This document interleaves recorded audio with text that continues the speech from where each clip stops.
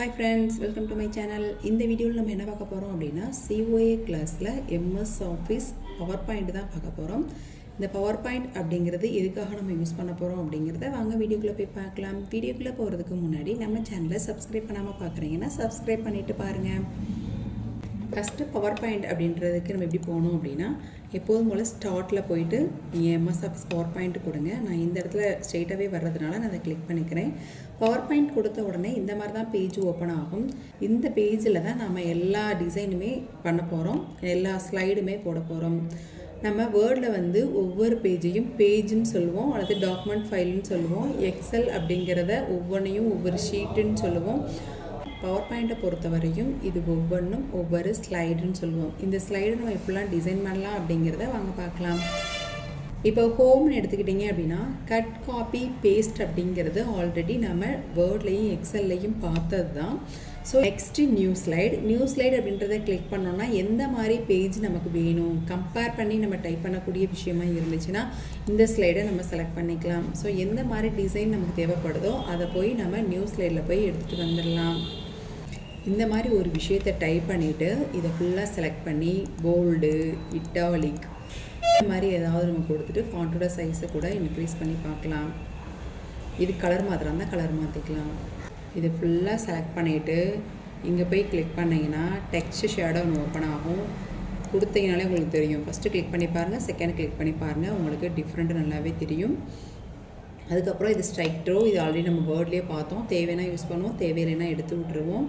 அதுக்கப்புறம் இது பார்த்திங்கன்னா நமக்கு வெரி டைட் அப்படின்னு கொடுத்தீங்கன்னா அந்த கேரக்டரோட ஸ்பேஸ் ரொம்ப ஒட்டி ஒட்டி இருக்கும். அதே மாதிரி டைட்னா ஓரளவு இருக்கும். நார்மலாக தான் நம்ம வச்சு யூஸ் பண்ணுவோம். லூஸ் கொடுத்து பாருங்கள், வெரி லூஸ் கொடுத்து பாருங்கள். அப்போ தான் டிஃப்ரெண்ட் தெரியும். ஒரு லெட்டருக்கும் இன்னொரு லெட்டருக்கும் எவ்வளோ ஸ்பேஸ் இருக்குன்ற விஷயம் நமக்கு அப்போ தான் தெரியும். ஒரே ஈவன் ஸ்பேஸ் நமக்கு கிடைக்கிறதுக்கு இதில் போய் தான் நம்ம ஸ்பேஸ் கொடுக்குற மாதிரி இருக்கும். இதுக்கு பேர் கேரக்டர் ஸ்பேஸ். இது உங்களுக்கு தெரியும் ஆல்ரெடி. கேசஸ் நமக்கு சென்டென்ஸ் கேஸா லோயர் கேஸா அப்படின்றத இதில் போய் தான் நம்ம பண்ணணும். இதை செலக்ட் பண்ணியிருக்கேன். செலக்ட் பண்ணிவிட்டு ஏதோ ஒன்று கிளிக் பண்ணாலும் நமக்கு சேஞ்சஸ் தெரியும். செலக்ட் பண்ணிட்டு இப்போ லோயர் கேஸ் கொடுக்குறேன். எல்லாமே எனக்கு ஸ்மாலில் தெரியுது. அப்பர் கேஸ் எல்லாமே கேப்ஸில், அதே மாதிரி கேபிட்டலைஸ். ஃபஸ்ட் லெட்டர் மட்டும் கேப்ஸ்னால் நீங்கள் கேபிட்டலைஸ் கொடுத்துக்கலாம். அதே மாதிரி சென்டென்ஸ் கேஸ் கொடுத்துக்கலாம். இது ஒவ்வொரு வேர்டுக்கும் கேபிட்டல் லெட்டராக காமிக்கும். சென்டென்ஸ் கேஸ் அப்படின்னா ஒவ்வொரு சென்டென்ஸுக்கும் ஃபஸ்ட் லெட்டர் கேப்ஸாக இருக்கும். நான் சென்டென்ஸ் கேஸ் கொடுத்துட்டு முடிச்சிடுறேன். அதே மாதிரி இதெல்லாம் நம்ம ஆல்ரெடி முன்னாடியே பார்த்துட்டோம். கிளியர் ஃபார்மேட்டிங் அப்படின்றது நம்ம நார்மல் ஸ்டேஜுக்கு கொண்டு வர்றது தான் கிளியர் ஃபார்மேட்டிங். இது நம்ம வேர்ட்லேயே பார்த்துட்டோம்.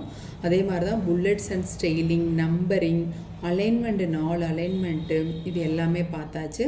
அதே மாதிரி ஒரு பேஜை 2 காலமாக பிரிக்கணுமா 3 காலமாக பிரிக்கணுமா அப்படின்றதெல்லாம் நம்ம அங்கேயே பார்த்துட்டோம். அதே மாதிரி லைன் ஸ்பேஸ் 1.5 கொடுக்கணுமா 2.0 கொடுக்கணுமா அப்படின்றத செலக்ட் பண்ணிக்கலாம். நெக்ஸ்ட்டு டெக்ஸ்ட் டைரக்ஷன் அப்படிங்கிறது எந்த மெத்தடில் வேணாலும் நம்ம கொடுத்துக்கலாம். நான் உங்களுக்கு வித்தியாசம் தெரியணுமேன்றதுக்காக நான் ஏதோ ஒரு இதை கொடுத்துருக்கேன். இந்த மெத்தட் வேணாலும் யூஸ் பண்ணிக்கலாம். இதை கொஞ்சம் பெருசு பண்ணிங்கன்னா உங்களுக்கு வித்தியாசம் தெரியும். இதை கொஞ்சம் சின்னது பண்ணிக்கலாம். இப்போ பாருங்கள் டெக்ஸ்ட் டைரக்ஷன் அப்படிங்கிறது எந்த மாதிரி நமக்கு வேலை செஞ்சுருக்குன்னு. அதே மாதிரி அலைன்மெண்ட் டெக்ஸ்ட்டு, அலைன்மெண்ட் சென்டரா ரைட்டா லெஃப்டா எந்த மாதிரி நமக்கு தேவைப்படுதோ அந்த மாதிரி கொடுத்துக்கலாம். நான் சென்டர் கொடுக்குறேன். அதே மாதிரி ஷேப்ஸு, இதில் நிறைய ஷேப்ஸ் இருக்கும். அதில் நமக்கு தேவையான ஷேப்ஸை நம்ம கிளிக் பண்ணி ட்ராக் பண்ணிக்கலாம். அது பண்ணோம் அப்படின்னா இந்த மாதிரி வரும். ஃபார்மேட்டில் போயிட்டு நமக்கு கலர் சேஞ்ச் பண்ணுறதா சேஞ்ச் பண்ணிக்கலாம். பண்ணிவிட்டு ஹோமில் போயிட்டு அரேஞ்ச் அப்படின்னு இருக்கு இல்லையா, இதில் 2-3 ஷேப்ஸ் வச்சா தான் நமக்கு வித்தியாசம் தெரியும். இப்போது இந்த ஷேப்ஸை நான் போடுறேன் அப்படின்னா இந்த ஷேப்ஸுக்கு பின்னாடி இருக்க ஷேப்பும் எனக்கு தெரியணும், இந்த ஷேப்பும் எனக்கு தெரியணும் அப்படின்னா அரேஞ்சில் போயிட்டு சென்டு பேக்குன்னு இருக்கு இல்லையா, இதை கொடுங்க. இது பின்னாடி போயிடும், பின்னாடி இருக்கிறது முன்னாடி வந்துடும். அதே மாதிரி தான் பிரிங் டு ஃப்ரண்ட் கொடுத்ததுமே மறைஞ்சிரும். அப்போ சென்டு பேக்கும் கொடுத்துக்கலாம், பிரிங் டு ஃப்ரெண்டும் கொடுத்துக்கலாம். நமக்கு தேவையானதை வச்சுக்கலாம். அதே மாதிரி ஷேப் ஃபில் கலர், நமக்கு என்ன கலர் தேவைப்படுதோ அந்த கலர் கொடுத்துக்கலாம். அதே மாதிரி ஷேப்போட அவுட்லைன் பார்டர்ஸ் நமக்கு எந்த அளவுக்கு அந்த வித்து அந்த வெயிட் வேணும் அப்படின்னா நம்ம இதை செலக்ட் பண்ணிக்கலாம். எந்த ஷேப் செலக்டில் இருக்கோ அந்த ஷேப்போட அவுட்லைன் பார்டர் தான் பெருசாக தெரியும். நெக்ஸ்ட்டு ஷேப்போட எஃபெக்ட்டு, அதுக்கு நம்ம ஷேடோ வைக்கிறா இருந்தால் ஷேடோ வச்சுக்கலாம். அதுக்கப்புறம் find and replace, select all, இது எல்லாமே நம்ம வேர்டில் பார்த்தது தான். ஹோமில் புதுசாக எதுவும் இல்லை, நம்ம பார்க்குறதெல்லாம் பார்த்துட்டோம். அதுக்கப்புறம் இன்சர்ட் அப்படிங்கிறது நம்ம டேபிள் க்ரியேட் பண்ணலாம், பிக்சர் கொண்டு வரலாம், கிளிப் ஆர்ட் யூஸ் பண்ணிக்கலாம். பிக்சரே இல்லாத பட்சத்தில் யூஸ் பண்ணுறது தான் கிளிப் ஆர்ட்டு. அதே மாதிரி ஃபோட்டோ ஆல்பம் யூஸ் பண்ணலாம். ஃபோட்டோ ஆல்பத்தில் போயிட்டு நியூ ஃபோட்டோ ஆல்பம் கொடுத்துட்டு ஃபைல் டிஸ்க்கு கொடுத்துட்டு இதில் நமக்கு ஏதாவது ஒரு ஃபோட்டோ நமக்கு தேவைப்படுதுன்னா அந்த ஃபோட்டோ நம்ம எடுத்து கூட ஒர்க் பண்ணி பார்க்கலாம். ஏதோ ஒரு பிக்சரை செலக்ட் பண்ணிவிட்டு இன்சர்ட் கொடுத்தேன்னா இந்த இடத்துல இன்சர்ட் ஆகும். இதை நம்ம ரொட்டேட் பண்ணுறாந்தா ரொட்டேட் பண்ணிக்கலாம். பிரைட்னஸ் கான்ட்ராஸ்ட் கூட்டுறாந்தா கூட்டிக்கலாம், குறைக்கிறதா குறைச்சிக்கலாம். இதெல்லாம் கொடுத்து முடிச்சுட்டு க்ரியேட் அப்படின்னு கொடுத்துட்டோம்னா எந்த பேஜை நம்ம செலக்ட் பண்ணிட்டு இருந்தோமோ அந்த பேஜுக்கு நம்ம பண்ண எல்லாமே வந்துடும். ஆல்பம் ஷேப்ஸ் ஸ்மார்ட் ஆர்ட் சார்ட்லாம் நம்ம இதுக்கு முன்னாடி பார்த்ததே தான். இது ஏன் நான் முன்னாடி பார்த்ததுன்னு சொல்கிறேன் அப்படின்னா, இதெல்லாம் நம்ம பார்த்துட்டே இருந்தோம் அப்படின்னா சொன்னதுவே சொன்ன மாட்டுக்கும் இருக்கும். நம்ம ஆல்ரெடி வேர்டு எக்ஸல் அப்படின்ற ஒரு ப்ரோக்ராம்ஸில் நிறைய நம்ம படிச்சிருப்போம். ஸோ அதை நீங்கள் ஒர்க் பண்ணி பாருங்கள். அந்த லிங்க் உங்களுக்கு தேவைப்பட்டுச்சு அப்படின்னா நான் டிஸ்கிரிப்ஷன் பாக்ஸில் கொடுத்துருக்கேன். அதை நீங்கள் கிளிக் பண்ணி ஓப்பன் பண்ணி பாருங்கள்.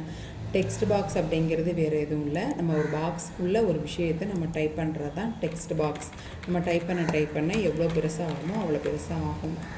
நம்ம வேண்டிய ஷேப்பு கூட ட்ராக் பண்ணிக்கலாம். இப்போ நெக்ஸ்ட் நம்ம பார்க்கக்கூடியது டிசைன் தான் ரொம்ப இம்பார்ட்டன்ட். இதில் நம்ம ஏதாவது ஒரு ஸ்லைடை செலக்ட் பண்ணிவிட்டு இந்த மாதிரி கொடுத்தோன்னா நமக்கு பிடிச்ச டிசைன்ஸில் ஒரு ஸ்லைடு ஓப்பன் ஆகும். அதில் எந்த டிசைனாக வேணால் இருக்கலாம். ஏதோ ஒரு ஸ்லைடு கொடுத்துட்டு ஓகே கொடுத்துருங்க. இந்த பாக்ஸ் எனக்கு வேண்டாம் அப்படின்னா செலக்ட் பண்ணிவிட்டு நீங்கள் டெலிட் கொடுத்துடலாம். டிசைனில் போயிட்டு இந்த மாதிரி ஸ்லைடு ஏதாவது ஒன்று நம்ம கிளிக் பண்ணோம்னா இந்த மாதிரி ஸ்லைடு ஓப்பன் ஆகும். இந்த ஸ்லைடில் பேஜ் செட்டப்னு ஒன்று இருக்கும். பேஜ் செட்டப்பில் போனீங்கன்னா ஸ்லைடோட சைஸ் ஃபார் அப்படின்னு நிறைய இருக்குது. இதில் நமக்கு என்ன சைஸ் தேவையோ அந்த சைஸ் கொடுத்துட்டு ஓகே கொடுத்துக்கலாம். போர்ட்ரைட்டாக லேண்ட்ஸ்கேப்பான்னு பார்த்து நம்ம கொடுத்துட்டு ஓகே பண்ணோம்னா இந்த மாதிரி நமக்கு ஸ்லைடு ஓப்பன் ஆகும். இந்த டிசைன்ஸ் நிறைய இருக்குது, இதில் நம்ம நிறைய கொடுத்துக்கலாம். அதே மாதிரி பேக்ரவுண்ட் டிசைன்ஸ் கலர் அப்படின்னு நிறைய இருக்குது. அதில் நமக்கு என்ன கலர் பிடிச்சிருக்கோ அதை நீங்கள் மாற்றிக்கலாம். கண்டிப்பாக மாற்றணுன்ற அவசியம் இல்லை, வேணும்னா மாற்றிக்கலாம். அதுக்கப்புறம் இன்சர்ட்டில் போயிட்டு ஏதோ ஒரு ஷேப் பண்ணலாம், அப்படி இல்லைனா ஏதாவது ஒரு டெக்ஸ்ட்டு நான் டைப் பண்ணலாம். இது இன்சர்ட்டில் போயிட்டு ஷேப்ஸ்ன்னு ஒன்று இருக்கு இல்லையா, இந்த ஷேப்ஸில் போயிட்டு ஏதாவது ஒரு படம் போட்டுக்கோங்க. டிசைன் தெரியணுன்றதுக்காக இந்த போட்ட உடனே இந்த ஷேப்புக்கு மேலே பார்த்தீங்கன்னா ஃபார்மேட் அப்படின்னு ஒன்று வரும். அதில் போய் கலர் மாத்திரம் தான் மாற்றிக்கலாம். இது எதுக்காக சொல்கிறோம் அப்படின்னா இதை ஃபுல்லாகவே நம்மளால் ட்ரான்சாக்ஷன் பண்ண முடியும். டிசைன் பண்ணுறதுக்கு இதை ஃபுல்லாக செலக்ட் பண்ணிவிட்டு அனிமேஷனில் போயிட்டு ஒவ்வொன்றா கிளிக் பண்ணி பாருங்கள். நமக்கு வேண்டிய டிசைன் நமக்கு கண்டிப்பாக கிடைக்கும். இப்போ இதை செலக்ட் பண்ணிவிட்டு ஏதாவது கொடுத்துக்கலாம். திருப்பி இதை செலக்ட் பண்ணிவிட்டு ஏதாவது கொடுத்துக்கலாம். இதை செலக்ட் பண்ணி இதை கொடுத்துக்கலாம். ஒவ்வொன்றையும் மாற்றி பண்ணியிருக்கேன். பண்ணி முடித்ததுமே ப்ரிவ்யூ அப்படின்னு ஒன்று இருக்கும். இந்த ப்ரிவ்யூ கொடுத்து பாருங்கள். நம்ம பண்ண எல்லாமே நமக்கு ஓப்பன் ஆகும். இப்போ ஸ்ப்ளிட் கொடுக்குறேன் அப்படின்னா இந்த மாதிரி வரும். வீல் கொடுத்தா இந்த மாதிரி வரும். இந்த எஃபெக்ட் ஆப்ஷன் அப்படின்றதில் பார்த்திங்கன்னா நிறைய டிசைன்ஸ் இருக்கும். இந்த டிசைன்ஸ் கூட நம்ம கொடுத்து இதை ஒர்க் பண்ணி பார்த்துக்கலாம். பவர் பாயிண்ட் அப்படின்றதுனாலே இந்த மாதிரி அனிமேஷனுக்காக அதிகமாக யூஸ் பண்ணுறது தான் பவர் பாயிண்ட். இதில் நம்ம வேர்டுன்னு இல்லாமல் நம்ம ஷேப்ஸு பிக்சர் எதுனாலும் இந்த மாதிரி அனிமேட் பண்ணி வச்சுக்கலாம். ட்ரான்சிஷன் அப்படிங்கிறது என்ன அப்படின்னா நம்ம செலக்ட் பண்ணியிருக்கக்கூடிய ஸ்லைடை நம்ம மாற்றக்கூடியது. இப்போ கவர் அப்படின்னா இந்த மாதிரி ஓப்பன் ஆகும். என்ன டிசைன்ஸ் பிடிச்சிருக்கோ அந்த டிசைன்ஸ் நம்ம கொடுத்துக்கலாம். வைப்பு இது ஸ்லைடு ட்ரான்சிஷன். அனிமேஷன் கொடுத்தாச்சு, அவ்வளோதான். அனிமேஷனில் போய் நீங்கள் நிறைய பண்ணுறதா பண்ணிக்கலாம். பண்ணிவிட்டு நீங்கள் ஒர்க் பண்ணி பாருங்கள். இதை டிக் கொடுத்துட்டு இதில் செகண்ட் வேணால் நீங்கள் கிளிக் பண்ணிவிட்டு ப்ரிவ்யூ கொடுத்து பாருங்கள். ஒவ்வொரு செகண்டுக்கும் அதுவாகவே நமக்கு ப்ரிவ்யூ வரும். ஓகே, பவர் பாயிண்ட் அப்படின்றதுல இவ்வளோ தான். நீங்கள் நிறைய ஒரு க்ரியேட்டிவிட்டியோடு நீங்கள் செஞ்சு பாருங்கள். Homi, insert, design, transition, animation, ஏதாவது ஒரு ஷேப்ஸை நீங்கள் கிளிக் பண்ணிங்கன்னா ஃபார்மேட்ன்ற ஒரு மெனு வரும். இதில் போய் நீங்கள் நிறைய டிசைன்ஸ் இருக்கும், அதை செஞ்சு பாருங்கள். குரூப்பு, அன்குரூப்பு, பேக்ரவுண்ட், ஃபார்வேர்டு, இது எல்லாமே நீங்கள் ஒர்க் பண்ணி பாருங்கள். இதில் ஏதாவது டவுட்னா நீங்கள் கமெண்ட் செக்ஷனில் கேளுங்க, நான் கண்டிப்பாக கிளியர் பண்ணுறேன். இதுக்கு அடுத்து நம்ம பார்க்கக்கூடியது ஹேண்ட் அவுட்ஸ்.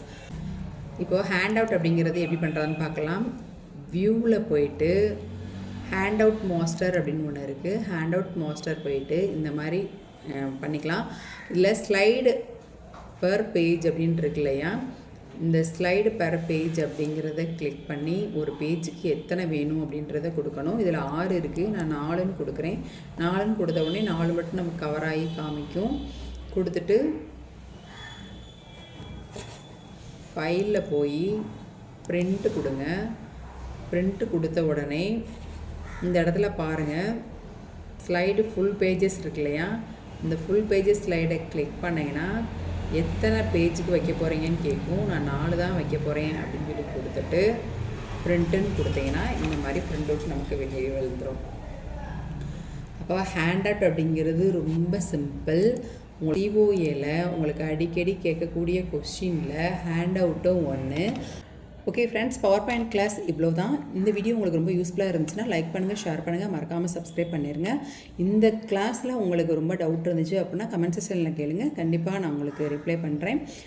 COA கிளாஸில் ஜாயின் பண்ண விருப்பம் உள்ளவங்க நம்ம டெலகிராம் குரூப்பில் ஜாயின் பண்ணிக்கோங்க. டெலகிராம் குரூப்போட லிங்க்கை நான் டிஸ்கிரிப்ஷன் பாக்ஸில் கொடுத்துருக்கேன், அதை கிளிக் பண்ணி ஜாயின் பண்ணிக்கோங்க. ஓகே ஃப்ரெண்ட்ஸ், தேங்க்யூ ஃபார் வாட்சிங்.